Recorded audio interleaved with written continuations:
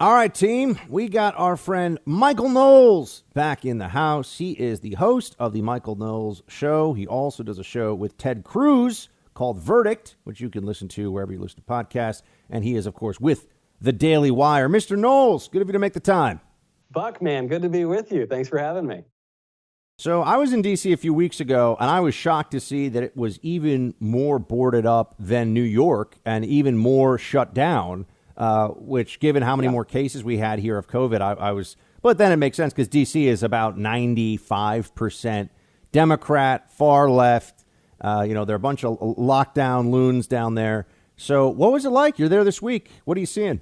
Well, the issue wasn't so much the COVID, because I don't know if you found this out, but it turns out nationwide riots are the cure to coronavirus. I expected it to be either hydroxychloroquine or a vaccine, but it turns out riots are actually the cure, so no one's worried about the lockdown anymore. But the issue were the riots themselves. When I got in, we flew in a few days ago because we were filming some episodes of Verdict with Senator Cruz, and so we were staying not too far from the White House.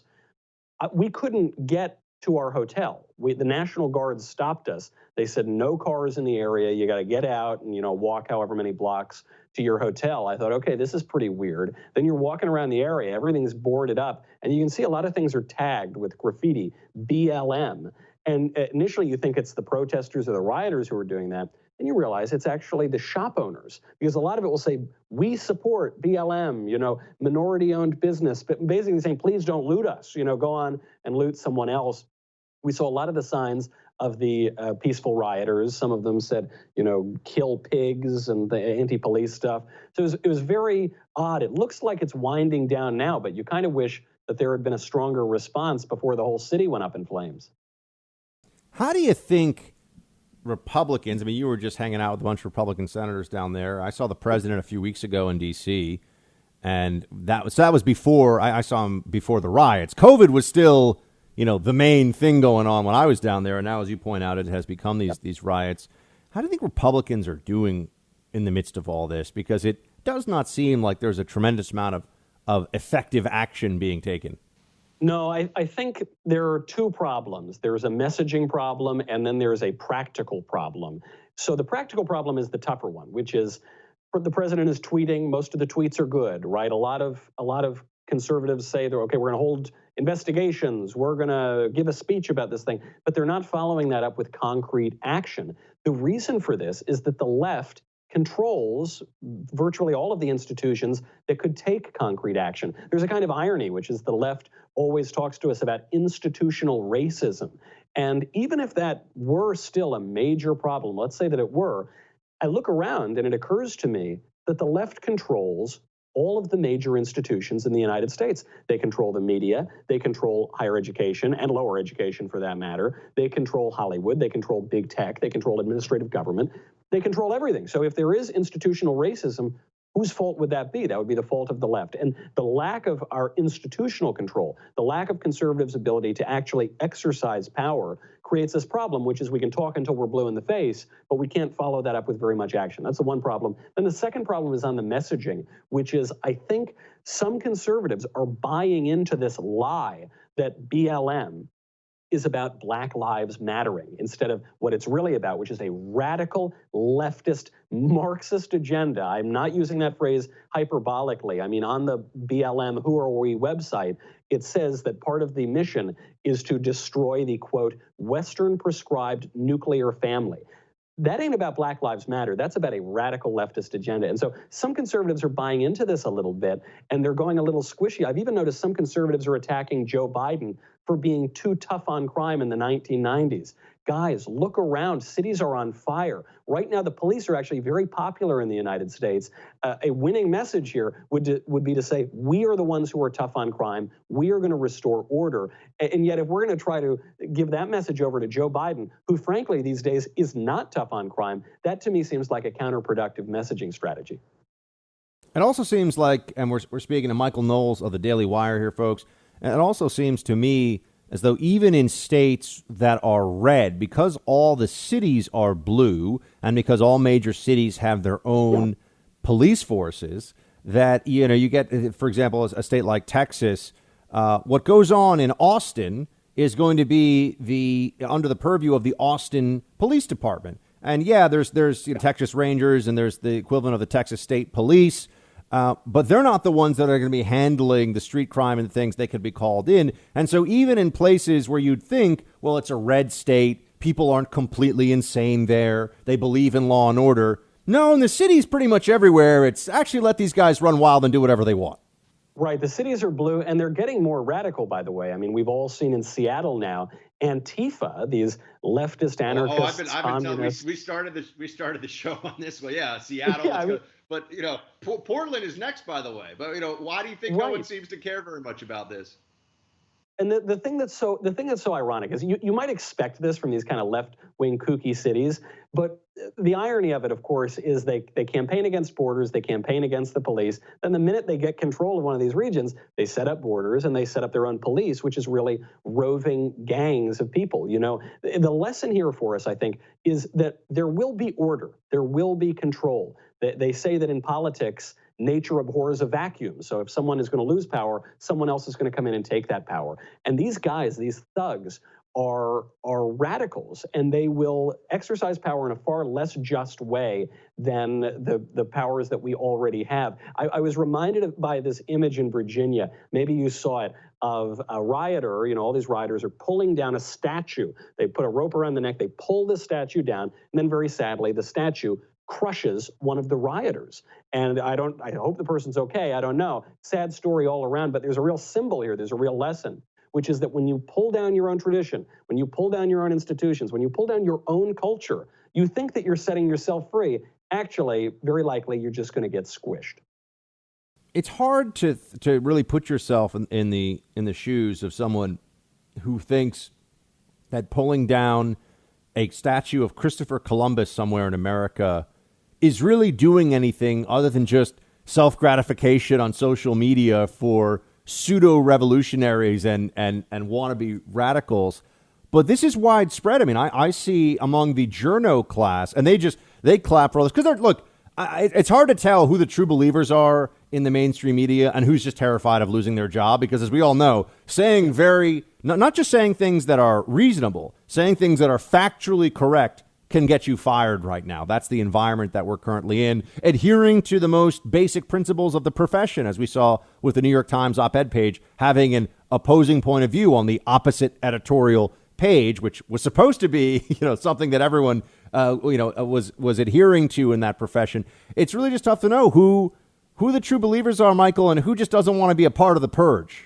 Right. And this issue of Columbus, I think, is actually the way that we can see this most clearly, because when they're pulling down statues of Columbus, it shows you that this is not about George Floyd. This is not about Black Lives Mattering. This is not about Minneapolis. I mean, I'm a little bit of a history buff, but I don't remember Christopher Columbus sailing with the Nina, the Pinta, and the Santa Maria over to Lake Minnetonka in Minnesota. That didn't happen, okay? Why are they going after Christopher Columbus? They're going after Christopher Columbus not because of any particular crime he committed. And I've given a few speeches on this topic. The things that people accuse Columbus of, he simply didn't do.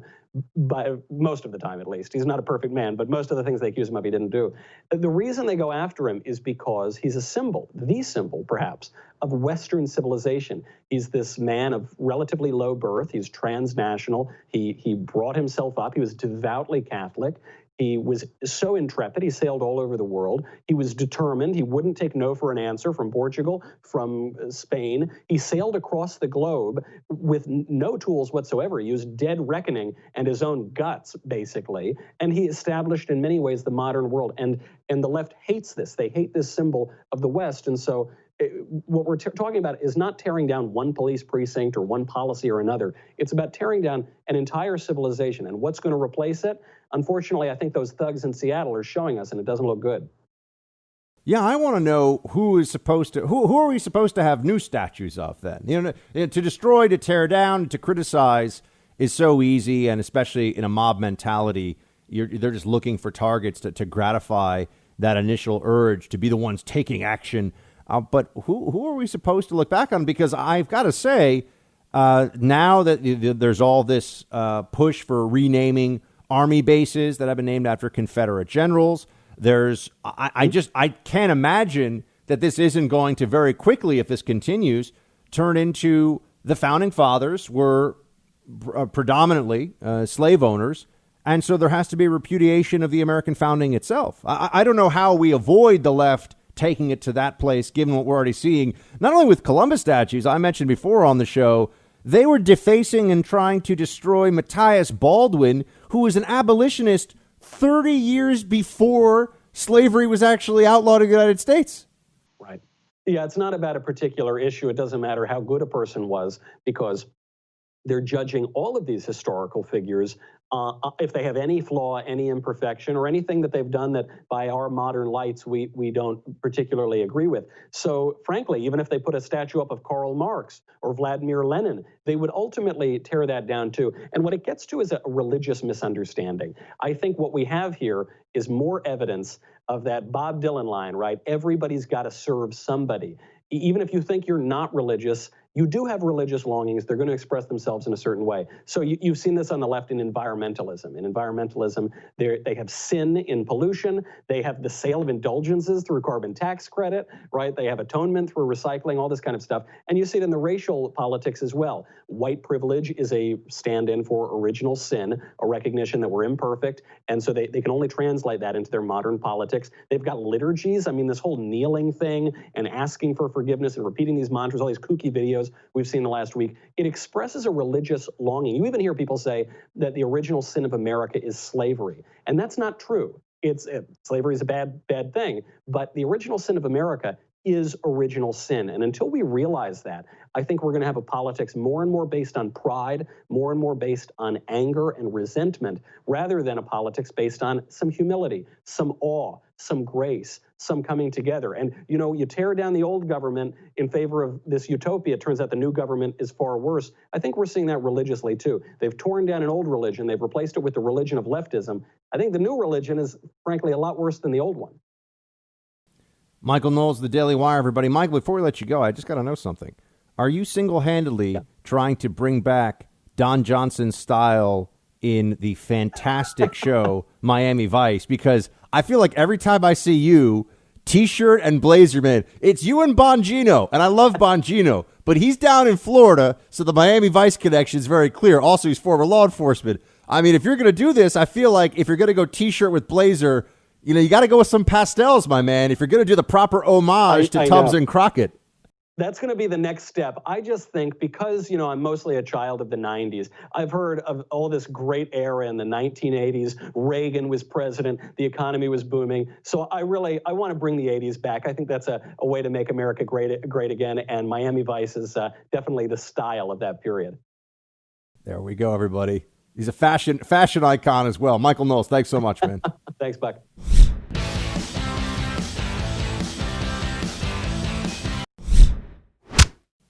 If you were trying to come up with a parody video, if you were trying to come up with a way to mock Hollywood celebrities in this moment, you could not do better than this star-studded cast in this montage that I'm about to play for you of just the premise here is that they are taking responsibility. They're taking responsibility for all the terrible things that are happening on the streets.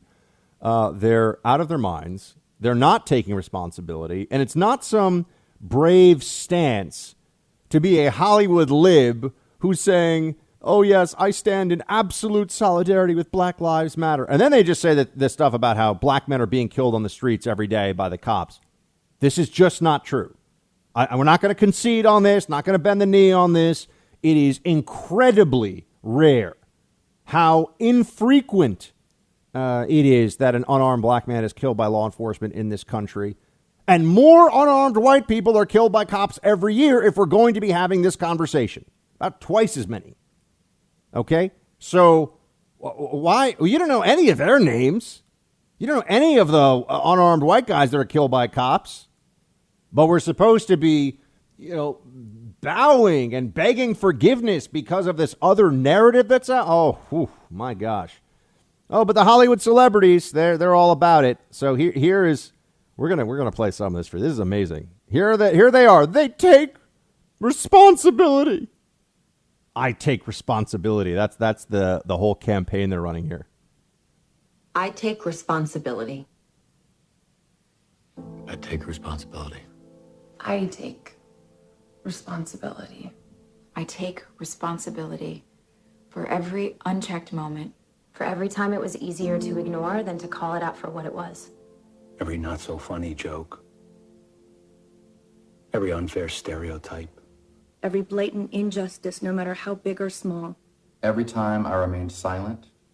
Every time I explained away police brutality or turned a blind eye. I take responsibility.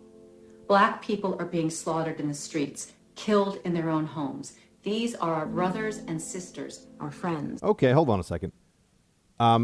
Is she talking about black people who are being killed by other people, predominantly other black people in America? Because then that's true. I mean, the violence in Chicago, the violence in the inner cities across the country, that's very troubling. But no, this movement's about police violence. So what she's saying is not true. Black people are not being slaughtered in the streets by cops on a regular basis. This is not true. It's not systematic. It's not regular. It's not true. So you're already at this false premise. And then beyond this, I take responsibility for every time I haven't spoken up or all this stuff. No, they don't.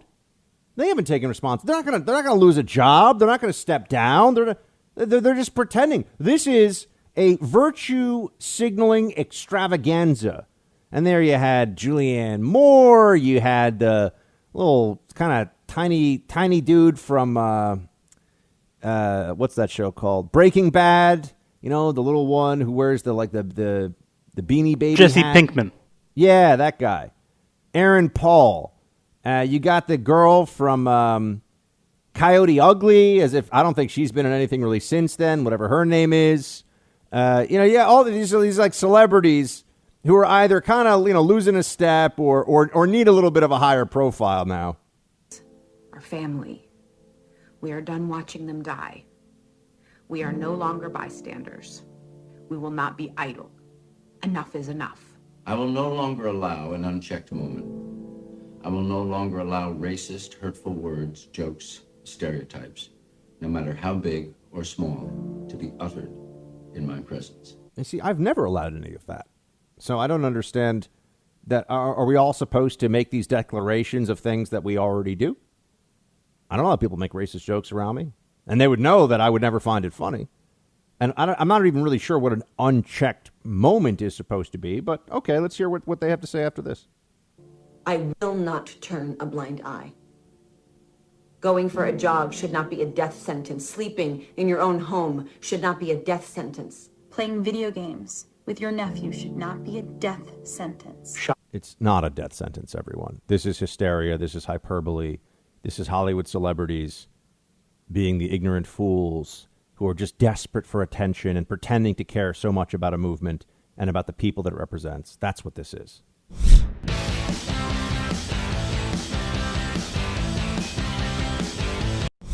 It's time for Roll Call. Indeed. Facebook.com/Buck Sexton or teambuck@iheartmedia.com if you want to send an email.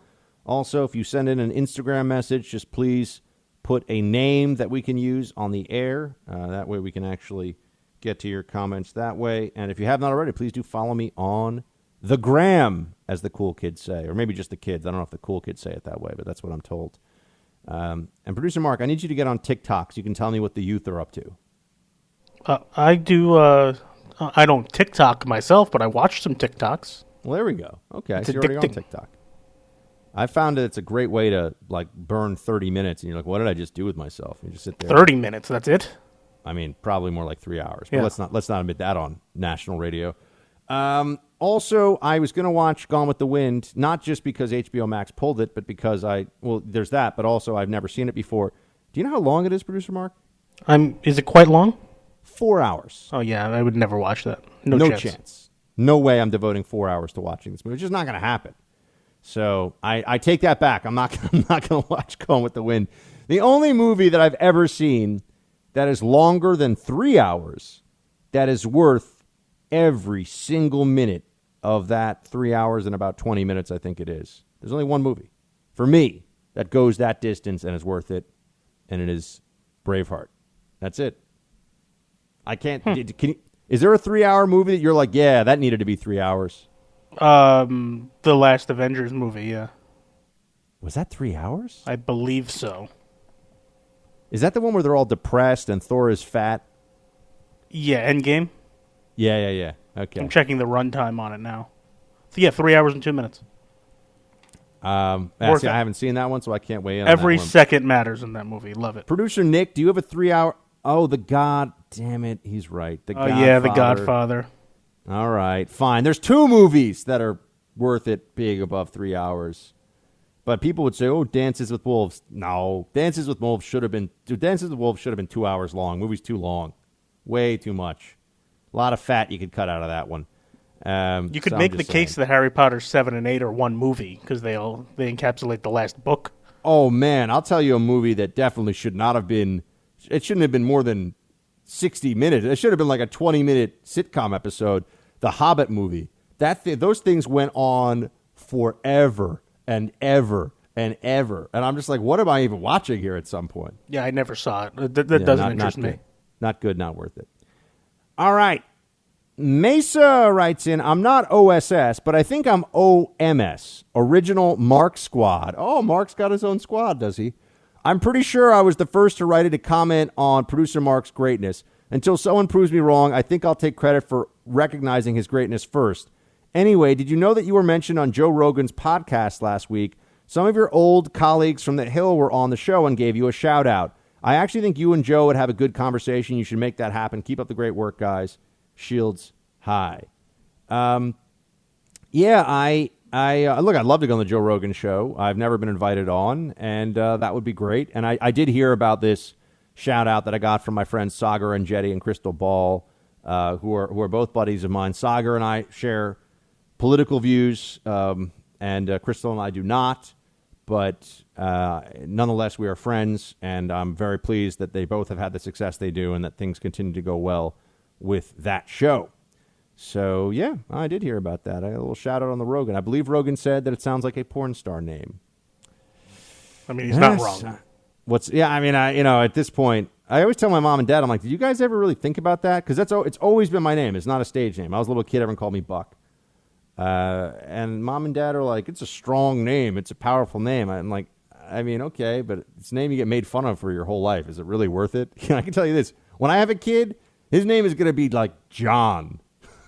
His name is not going to be something funky. So, just saying, that'll be you give your pets funky names. You should. How about Richard? Why Richard? You know what a nickname for Richard is? Oh, producer Mark. Good heavens, man.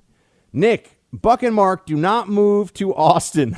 Oh my gosh, we got all these people writing in from Austin. Do you guys just not want us to be your neighbors? Don't move to Austin. The capital city of Texas has become the lib capital of Texas.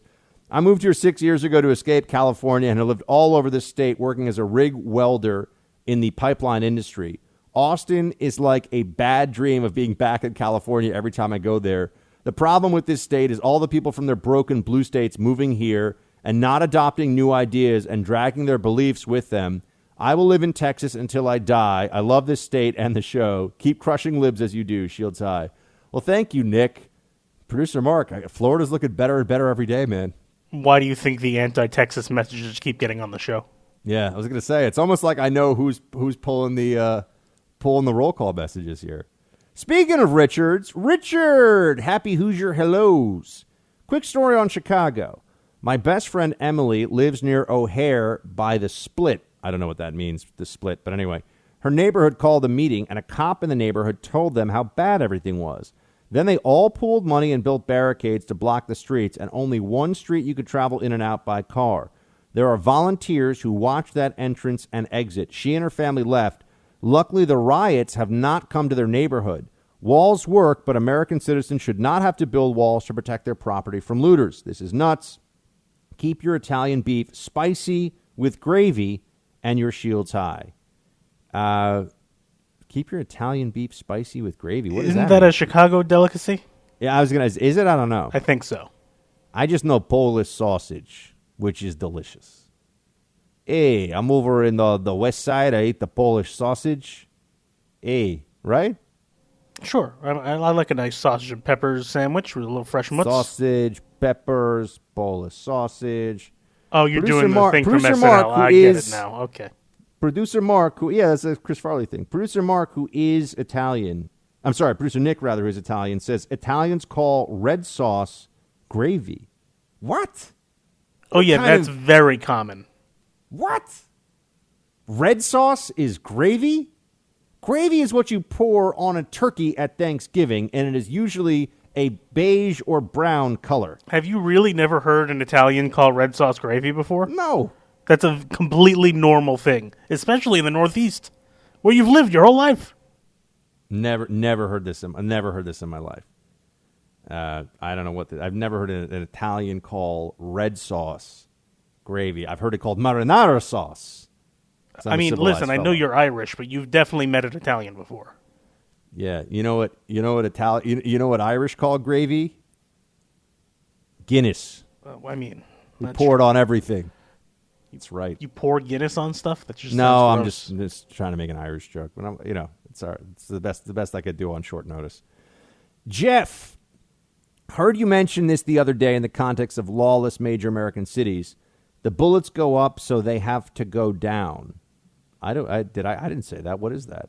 I've always wondered, where do they? Oh no, I did. I'm sorry, I did say this. I'm confused, Jeff. You're right when I said that the bullets go up in the air and then they come down. Yeah, firing off like quote celebratory rounds is very dangerous. Those bullets go up, they come down very fast, and they can kill people. I've always wondered, where do they come down? You never hear stories about a bullet randomly falling out of the air and killing someone, right? As a former military police guy, I thought you might have some good insight on this. Love the show. No, Jeff, you do hear stories about people getting hit with random gunfire in places where they do this. If you type in 4th of July, random bullet, and you'll see people on the 4th of July will fire off guns in the air in some places. This is a big problem also in parts of the world where everybody's got an AK in the mud-walled compound, if you know what I mean, and during weddings and during other celebrations, they'll just all fire AKs off in the air. Those bullets come down. They usually don't come down right because remember, someone's going to be firing at an angle, and then the trajectory of the bullet, with the wind and everything else. But those bullets come down very fast, and they will hit people and they will go through them. So it does happen, and there are some cases that you'll see where someone will be in their home. And they'll find a round from like a 30-06 or something, and then they'll be like, "What happened?" And they'll find out there's a gun range, a mile away, and somebody fired too high, and the bullet will hit their building or hit their wall. So that does happen. But yeah, no, it's very dangerous to be firing off rounds up in the air, especially you can imagine in a dense city like New York. Yep, it happens. John Buck. Oh man, come on. Come on, John. Come on, producer Mark. You are our KLBJ Austin people. You guys got to write in and sell us on Austin here a little bit. For the record, it's not like I'm writing these messages. They're just coming in. Yeah, but are you weeding out the messages for people who are like, I'm really not. Move to Austin. We love you at KLBJ. I swear to you, not barbecue. One message has said that. Dude, I have access to our Facebook page, too. I'm going to start looking. So go ahead and look. I promise you won't find any. All of a sudden, there's all these messages like, Bucket Producer Mark, Fort Lauderdale is awesome, and perhaps if you move here, everything will be better in life. I'm like, where did this come from? We haven't gotten any of those messages. Is that the top choice for you? If it is Florida, what is the top choice in Florida? Yeah, that general South Florida, Fort Lauderdale-ish area. My wife and I have family there. Her grandparents live down there, and I used to live there, so I know it well. I got a buddy who's ex-NYPD, and he's in Fort Lauderdale. He's just like, Buck, I'm not going to hard sell you on this, but the taxes are better. You can get a concealed carry permit in like a week or a day or whatever it is, and the weather's perfect, and there's great food. Yeah, look. But why do we want that, Producer Mark, when we can pay through the nose to all be jammed up in traffic constantly or on the subway in a city that is rapidly deteriorating with people looting and rioting? Wait, they don't have a subway in Fort Lauderdale? I'm out. Yeah, exactly. I got to be shoulder to shoulder, coughing on people during flu season. That's what we need to be happy. Not. You know, whenever you used to do that back in the 90s, people would be like, hey, that's a really great idea you've got there. Not. That was Borat. Borat did it, but it used to be a thing in like people actually thought it was cool in the 90s for a while. Yeah, people did it, and that's what Borat was making right, fun and of. Borat is like 20 years and behind, then it came back. Yeah.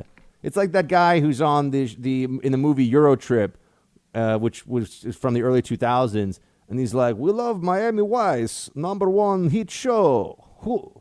Stop, Hammer Time." Remember that guy? Sure. Yeah, because he's 20 years behind. Yeah, Eastern Europe. Oh, yes. Now I remember, yeah.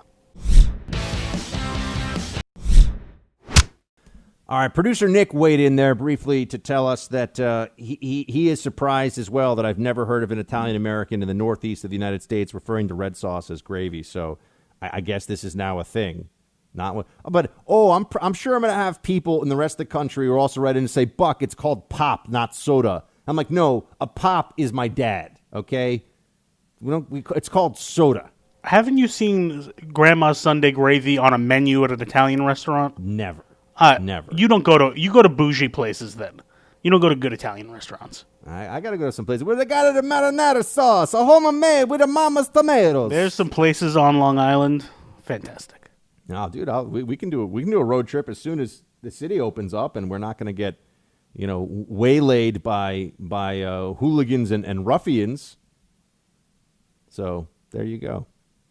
Mike wrote in on Instagram, speaking of Texas, Buck, during your show, in regards to the other person from Austin who said not to move here, they're absolutely right. Austin has turned into a real leftist crap hole. I've been here for 21 years and work in public service. I can't wait to retire and leave this place, vowing never to return. It's really bad. Shields.